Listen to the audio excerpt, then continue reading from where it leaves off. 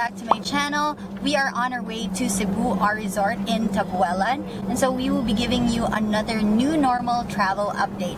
If you guys are interested, stick around because we are here to pass it on.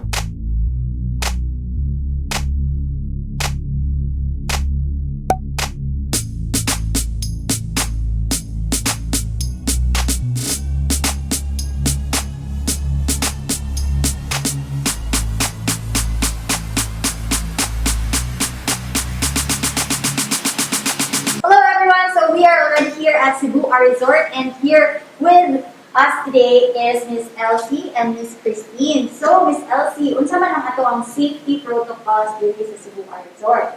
Good afternoon, ma'am. Yes. As of now, ma'am, ang atong safety protocol sa Cebu R Resort, you need to wear mask and then social distancing also, ma'am. And then regarding also sa atong mga rooms, ma'am, dagi tayo mga gikuan nga disinfection, ma'am, and then utilize kita within 15 minutes, and then our outing na to ang rooms within 2 to 3 hours, ma'am. And then ang atong mga like mga doorknobs ato gyapon i-utilize gyapon na sila, ma'am. We're happy also to serve you here, and then welcome to Cebu R Resort and enjoy your stay here, ma'am. Thank you, Miss Elsie. So diri sad Ma'am Elsie, no, kay limited lang sa lang ato ang Yes, guests. ma'am. And kinahanglan sa gid sila mo reserve, no walk-ins, correct? Yes, ma'am. No walk-ins allowed, and then 50% occupancy, 15 to 30 guests allowed in the resort also, ma'am. That's very good.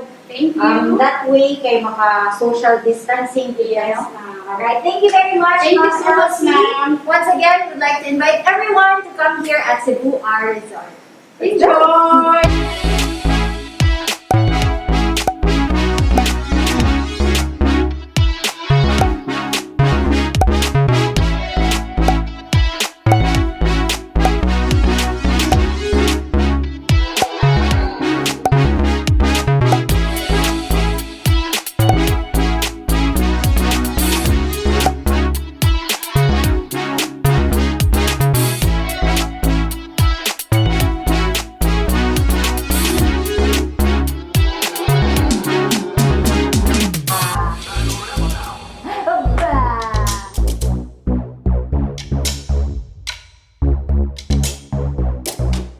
Together, David, and together. Thank you, Lord, for this food. In Jesus' name, amen.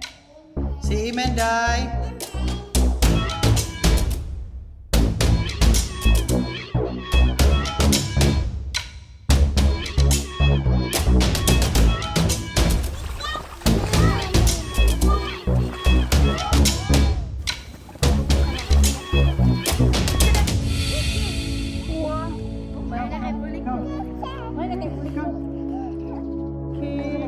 Wow, good job. Go, girl. Kick, kick, kick.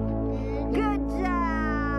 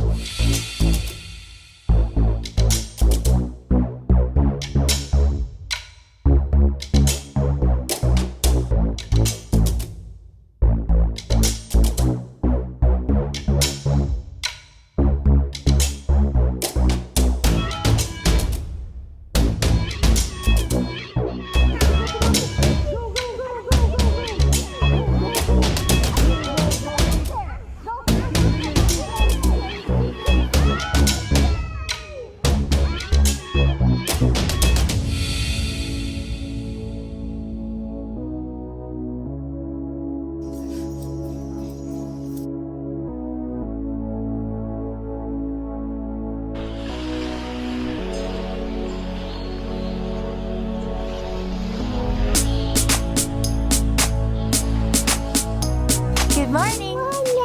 We're on our way to breakfast. Lord, thank you for this food. Amen. Amen.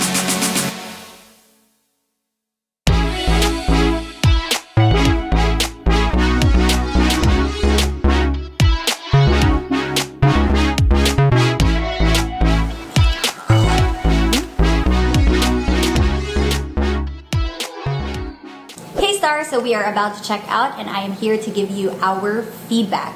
This has got to be the best resort here in Tabuelan. We love the rooms, they are very spacious and clean. The area is very spacious and clean.